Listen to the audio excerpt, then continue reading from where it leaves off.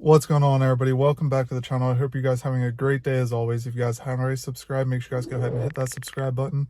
We're growing super fast with these daily uploads and you guys have been showing crazy support, so I really appreciate that. It's awesome to see all this feedback on my build. There is one thing I wanted to touch on before we get into today's video, and that's the website. So the website should be live fairly soon, probably before New Year's. Honestly, I'd say within the next 2 weeks we'll have the website live.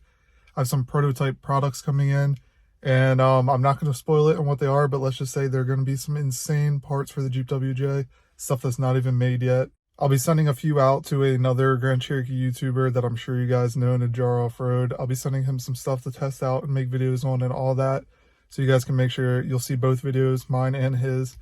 We have a ton of cool parts coming though. I think you guys are really going to like it. I did get you guys' opinions on some parts in the community tab. So if you haven't seen that, head over to the community tab and let me know what you guys want to see on the website or comment down below. Now that we've gone over all that though, let's go over today's video. So we're going to be diagnosing a clicking sound in the WJ. I've been driving it a little bit here and there. It'll make a clicking sound when you put some power into it. So not really surprised by that. Common failures with the WJ, and they'll cause clicking sounds. So we're going to go over what can cause that sound today. So if your Jeep's doing that, this will be a video for you because it'll help you diagnose that issue. We're going to diagnose it today, and if it's one of the two things, I already have the solution or about to order an upgraded solution anyway. The other thing we're just going to leave and ignore and act like it's not clicking, because I'm going to be doing the 1-ton swap and I don't really want to dump money into these stock WJ axles if I don't have to. I'd rather be putting it into the 1-tons. So let's hop out of the Jeep, go over all that stuff and see what's up. Alright guys, so there's two things that are really on my mind of what this could be that are common issues with the WJ. For starters is going to be the axle shafts on the front axle. Since they're a CV joint, the boots rip, you get dirt in there and they just wear out. So as you can see, this one's not looking ideal. I don't see a rip yet, but I mean there's grease and stuff all over the outside, which is not ideal at all. Not what you're looking for. Let me head around the back side and see if there's a tear back there. I wouldn't be surprised if it was this, honestly, just because these are factory axle shafts. Yeah, so get the camera to focus a little bit. But as you can see, the back is torn. Not too surprising. So I'm sure dirt and mud and water and everything got inside of there and just wore out that joint. So that is definitely something that I should be replacing, but probably won't be until we put the 1-tons in. This side is just as ripped, if not worse, actually. So unfortunately, you can't really grease these, I don't believe.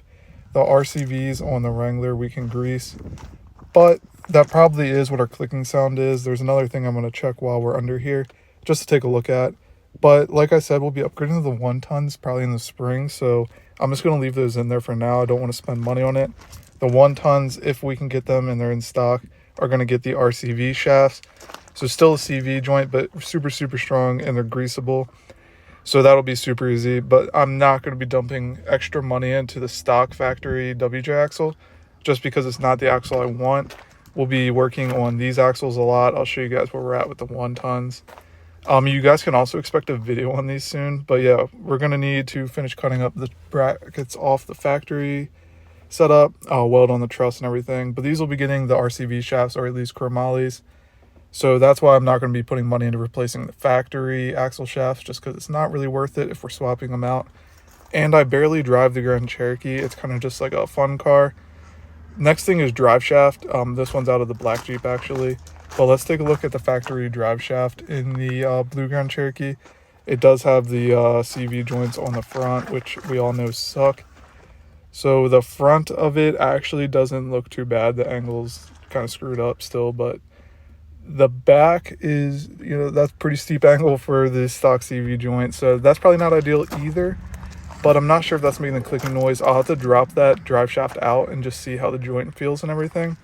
You should be able to tell when you drop that out and move the joint around if it catches or anything like that. But like you guys just saw in the garage, we do have one of these double card-end drive shafts. This is much better for lifted Jeeps because it can handle the angle a lot better. And it's just a beefier setup, a little bit stronger. This is a factory drive shaft. I'll be making a video on this soon, where to get these. It's a pretty cheap mod, and it's definitely worth it. This actually came out of the black Jeep. Since it's been sitting for a while, we're going to throw it in the blue Jeep.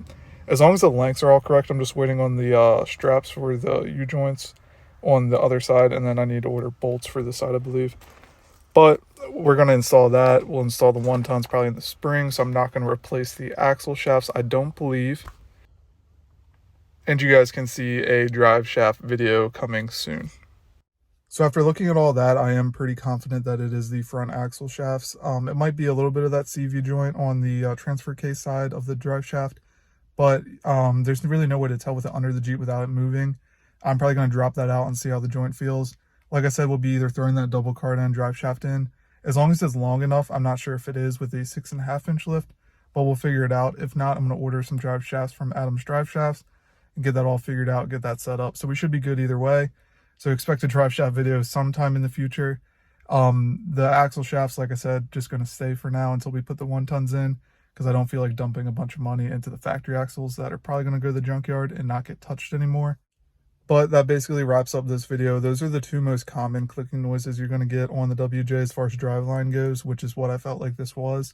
So those are definitely two things to check, and they're super easy to check. I mean, the drive shaft is the hardest, and all you have to do is take it out and see how the joint feels. Axle shafts, you can visually usually see if they're messed up, the boot's torn, or there's grease all over the place, stuff like that. I'm pretty much certain it's the axle shafts, but we'll be installing the 1-ton, so not a huge deal.